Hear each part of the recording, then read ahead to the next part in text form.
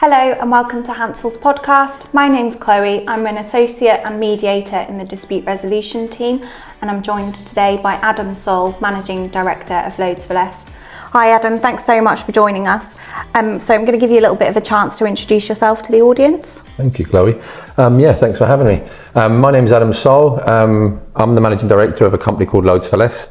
We specialise in domestic and commercial removals, storage and clearances and furniture recycling. I started the company 14 years ago. As I said, you know a bit about the background. Had a handful of flyers, a rented vehicle, so I had no previous experience in the removal industry. Putting flyers out through doors, up in chip shops, newsagents, things like that. Just started moving the odd sofa here and there. That sort of just escalated into more sort of house removals, smaller house moves. Found that we were quite good at it. And then I sort of bought one van and took on some staff, bought another one, and we've been learning ever since, and we never stopped learning. So it's been a heck of a journey. Loved every minute of it. Very passionate about what I do, and I only just feel like I've just started with the business now. Amazing. It's a bit of my journey. It's been bumpy roads along the way, but we'll get to that bit shortly. But yeah, thanks ever so much for having me. So, thanks, Adam.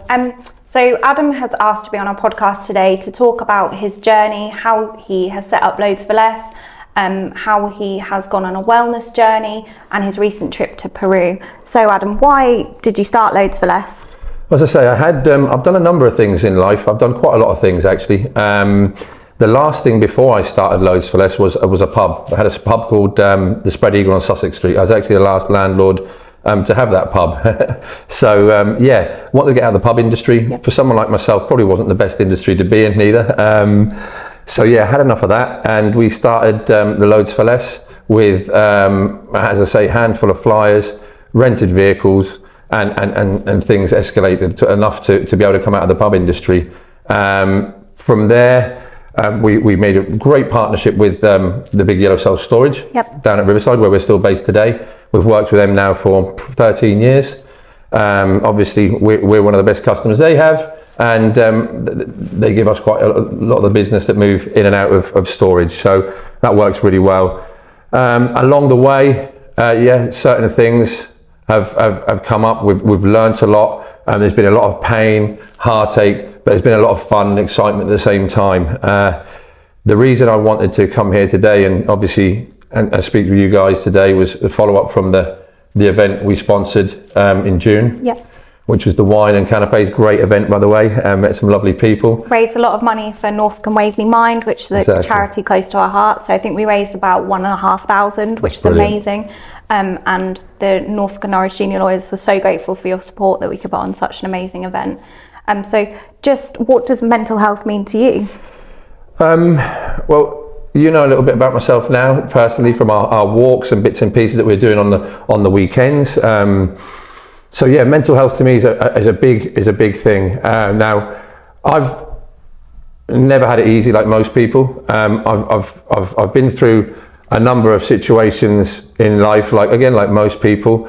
But how I've dealt with it is probably the best way of dealing with it now. I've just managed to learn how to deal with things in a lot better way. So mental health and well-being is probably the most important thing after my children, and then the business comes after that, because I'm very aware that without being in a good mental place, looking after yourself, investing in yourself, in your own mental health, there is no business now, and you can't look after anyone. So I've been at both ends of the spectrum, unfortunately, or fortunately actually, because it's made me the person I am today. Yeah. I've been that person that struggled with my mental health, bad habits, bad lifestyles, things like that, and parents dying, all these things that happen to us in life, the whole process of living, and I probably didn't deal with it in the best way.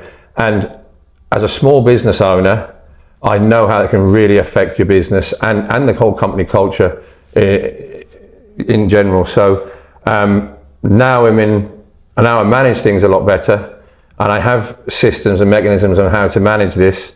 I'm benefiting from that, and so is the whole company. And I mean, we're going from strength to strength, and our team are benefiting from it as well. And what kind of things have you done to kind of help you and improve your mental health to get you to that place that you are at today?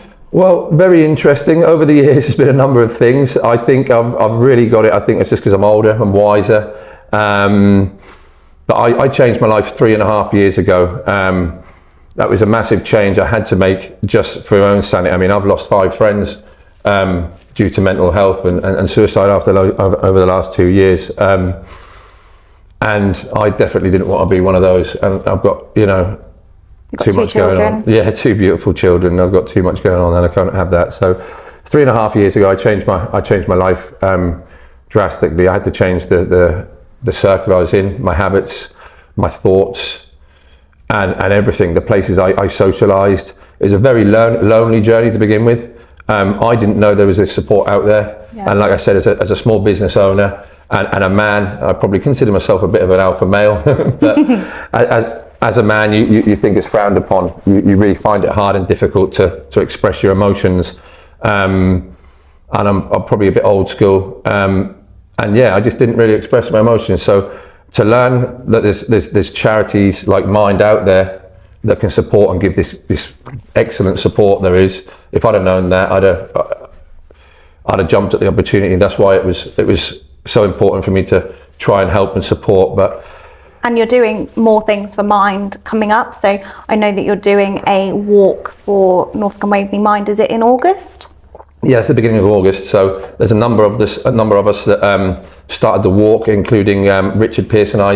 We sort of started the walk at the beginning of the year, which is the Ring Road Walk. Got a massive up to about 50, wasn't it? Up to about 50 people, including yourself and Catherine, which was great. And that's where we've become friends and got to know each other a little bit more. It was just like-minded people waking up 5:30 in the morning, pushing themselves, doing things, pushing themselves out of the comfort zone.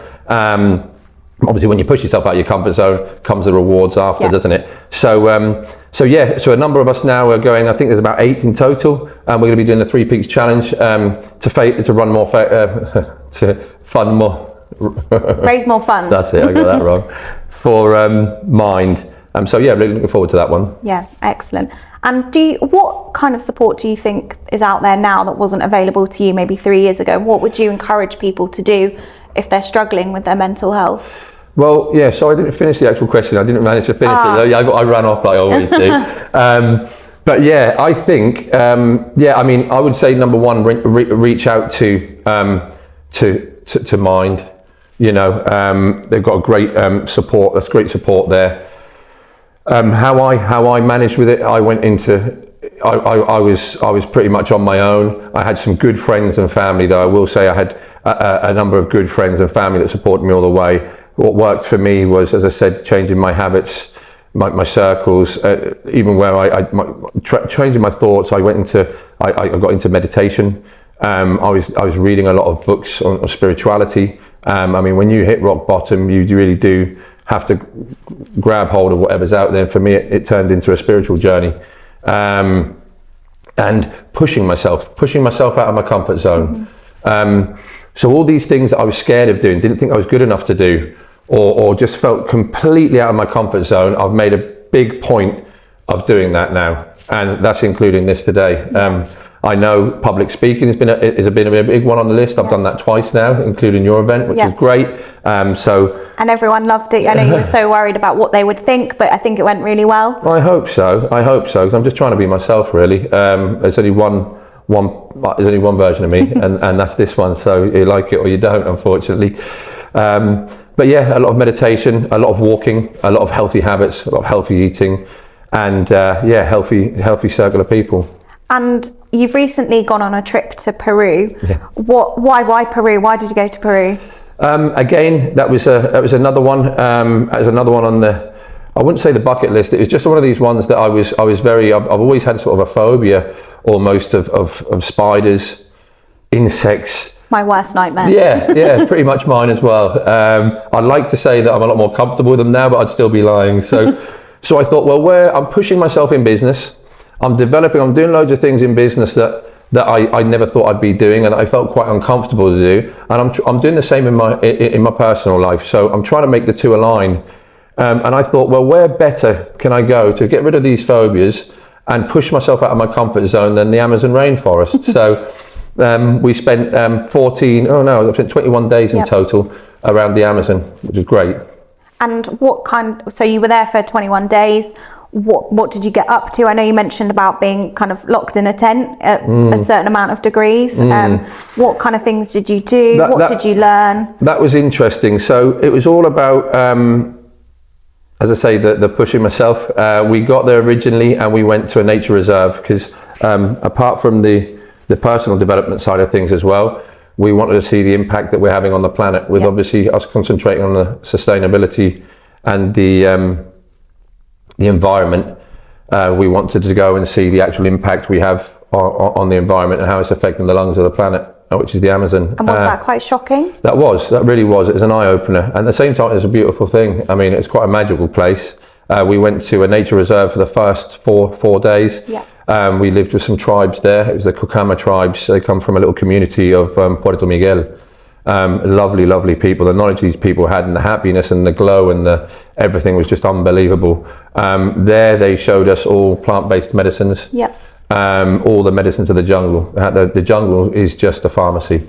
It's unbelievable. Every foot, 2 feet, they were telling us about a new medicine, and the knowledge was absolutely unbelievable. They were talking about how they were protecting, and this is what I'm going to be implementing soon into the business as well. See how we can help, which was protecting the rainforest from deforestation. Yeah. And from all these medicines being lost by this deforestation. The passion they had was absolutely unbelievable. And to not run on too much about that side of things, we also went to, after that, we went to live with another tribe, which was the Kokama tribe. And that was just off Iquitos. And that was where the sweat tent came. And they had to detox us from all the Western sugars, salts and all that sort of stuff, which was quite interesting. So very hot. We spent 14 days there, which was tough, really, really tough. And what do you think you've learned from your trip? I'm sorry. Mostly I learned obviously about, like I said, the Amazon and the effect we're having on it, but most of all I learned about myself. Yeah. It's surprising what you do learn about yourself when you're stripped from all home comforts. I wanted to be grounded. I never thought I'd be grounded that much. Oh wow. I think I sent you some photos when I managed to get some signal at some point when I was then back in Iquitos. The conditions were really tough. The insects, there was tarantulas crawling in our tambo. In the accommodation, there was snakes. We had boas. We had anacondas. There was caimans, and it was a spiritual. It was very spiritual. It's made me appreciate everything a lot more. I'm actually going to make quite some considerable changes in the business as well and to my personal life due to this trip. And I think it's been a complete life-changing trip, which I'd recommend to anyone, but be prepared if you do go out there. You said a few people did fly home, they did drop out? Yeah, in total there was 8 people that dropped out. Wow. They couldn't do it. I mean, as I said, the living conditions, the heat, the insects, some people's legs were all swollen up and infected because of the bites and stuff they were getting. But like everything they had there, they had the medicine for it. Yeah. So next thing you've got a load of like leaves and stuff wrapped around that's taking out all the infection, which was great. No paracetamol then? No paracetamol, not at all there. It was just liquids, teas and plants. So it was it was no 5-star all-inclusive, put it that way. But you did then go for a couple of days for relaxation, a little bit more home comfort. Yeah, at the end. So that was the pushing ourselves out of our comfort zone. Yeah. That was the whole self-development side of things and learning about ourselves and learning what was important in life. What I find, for me, my priorities in life is not necessarily materialistic.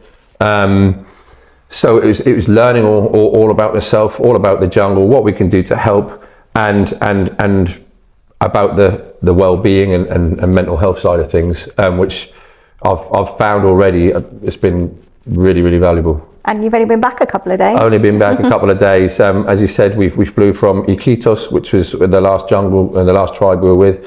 We flew from Iquitos and we went to visit Machu Picchu, which we were privileged to go and visit Machu Picchu. Stayed in a really nice hotel there for 3 nights, which was absolute heaven. It had a spa as well, so I actually got a massage, which is another thing that I've never really had. So had a massage, a spa day, and I was with a really close friend of mine, so it was really, really good. Amazing. So since you've been back, what do you think you're going to change about the business? I'm going to change how I work on the business. Yeah. That's for sure. I'll be taking on some more staff as well, so I can concentrate more on the development side and the plan, the environmental plan and policies that we're going to be putting in place, and how we're going to be hopefully collaborating with a company in South America as well. Amazing. To help the deforestation. Okay, and what kind of thing will that involve? Do you know yet, or is it still in the air? At the minute, it's still a little bit up in the air. I don't really want to talk too much, just in case, because it's not finalised completely. But it's probably gonna involve another trip or so to South America beforehand. But some really interesting stuff. I've always been passionate about the environment, always been passionate about sustainability. And now it's made me want to push it even more, to see the people out there, the poverty and what they survive on, which is the jungle. Yeah. Everything they survive on. I mean, I've bought bits back for the children. I've got handbags made out of plants. I've got fans. I've got a llama, baby alpaca wool things that they make, and I've got videos of how they make their own colorants and stuff like that. And I just really want to help those people out there that are protecting the jungle and the lungs of the planet. Amazing. And do you have any tips for other small business owners with helping their staff with their mental health and how they can create a better environment? It all comes from the top. So when I was in a really bad place, obviously I was no good I was lucky enough to have one of my best friends that has only recently left the business as my manager. He really helped me. I had a good friend in the gym, Graham Everett, who called me every day to help me as well. And I had my family as well, and my partner. So it all starts from the top. I had to concentrate strictly on myself and put that as my main priority. So I always say the best investment you can make is in yourself, because if you're not 100%, you can't help anyone else, or you can't implement that into business. And business really did suffer at the time from that, because I had nowhere to go. I wasn't a big organisation. I didn't have well-being HR departments or anything like this. I had to learn myself. So as I said, all the healthy habits, the people that are around you that helped you and actually genuinely cared, that was it. For other business owners, small business owners, it is a really lonely place. It can be a really lonely place, especially when you're struggling from mental health. It's tough. So all I would say is just dig deep, reach out to these charities. There are these charities out there. There is support out there. And by all means, reach out to me. I'm working with a number of people now. And I just want to give back. I genuinely want to give back to the community and help where I can. I've got 4 or 5 people that I actually help along the way, and to see those people come out the other end like I have as well it's all you want. Yeah, and like we've both said, Norfolk and Waveney Mind have so many services they can offer. They offer kind of counselling sessions. I think they also have kind of hubs around Norfolk, which people can just walk into. I know there's one in Elsham where people, if they're in crisis, they can just walk in and get instant help, I think, any time of the day. So there is a lot of support out there, and I think it's just realising what is around you, and people do care and people do want to help you. Of course they do. And it's nothing to be ashamed of at all. It's nothing to be ashamed of at all. I mean, I never thought I'd be here speaking about this today, but that's the improvements I've made. Yeah. To be able to get out there and actually just say it in front of people. Before, I thought, I was ashamed of saying anything. I had to keep it to myself because I'm this man. I can't say this, I can't say that. I have to keep myself strong for the people around me. No, you don't. First of all, accept the vulnerability you've got, and then you'll be able to deal with it. And in the long run, do you think that's made your business better? 100%. 100%. Since this journey 3.5 years ago, I'm doing stuff I never thought I'd even do. Yeah. I've started studying again. I dropped out of college at 16. I dropped out of college at 16, never really been academic. I've now completed a level 3, level 5 in leadership and management. I've done a scale up, help to grow course, which has helped me implement all the structure into the company, create job roles, and now I'm putting plans in place for growth. Yeah, and you're doing a lot of things within the business, so you're obviously focusing on sustainability, and that alongside that is obviously dealing with removals in a sustainable and proper way, making sure you've got the licenses and things. And you're also working with, is it with a local charity? Yeah, to help people start off their careers? Yeah, so apart from obviously this really helping and benefiting staff as well, with bringing the staff up, hence the courses as well in leadership and management, it's helped me bring the staff up to a level, completely change the company culture. It's also helped me with creating more partnerships in what I want, how I want to give back to people, and also, like you said, on the sustainability. We're now in the process of working with a company that's going to be tracking all the data with what we are actually doing to save on carbon emissions for the environment. And we're really looking forward to it. The charity we're going to be working with soon is Fresh Start, and yeah, that's going to be helping people get back into work. It's also going to help us with the recycling of our furniture we get from clearances, help them upskill themselves with upcycling the furniture and just save it all going to landfill. I mean, I've said it a few times. I think it was in the last event we've saved, I think it's 180 tons we've saved going to landfill now, which is brilliant, and that number's just getting bigger, and we're just finding new and more improved ways of saving these items going to landfill and helping the environment. And is that something that's quite important to you? Because I know a lot of other companies sometimes just say they're disposing of things properly, but they're not actually doing that. So is that something you're actively just trying to improve on? Yeah, and we will have data sheets to prove this soon as well. I mean, we work in collaboration with Green Planet Environmental Recycling Limited. We work with them closely, so anything that we don't manage to move on, donate or upcycle gets put through to our partners and it gets turned to RDF. Goes through a number of processes, turns into RDF, which is residual derived fuel, and gets converted from waste to energy. Amazing. We get waste. We've got all the waste carriers licenses in place, and we also provide waste transfer tickets as well. Amazing. Well, Loads for Less is going from strength to strength, and we can't wait to hear what you get up to in the next year. But thank you so much for joining us today. Hopefully things continue to go from strength to strength, and if anyone has any questions or anything about Adam's trip, then get in touch with Adam on LinkedIn, drop him a message, and of course if you need any removals or anything done, Adam's your man. Thank you ever so much, Chloe, really nice to be here. Thanks ever so much. I hope I haven't bored everyone too much. Yeah, thanks ever so much.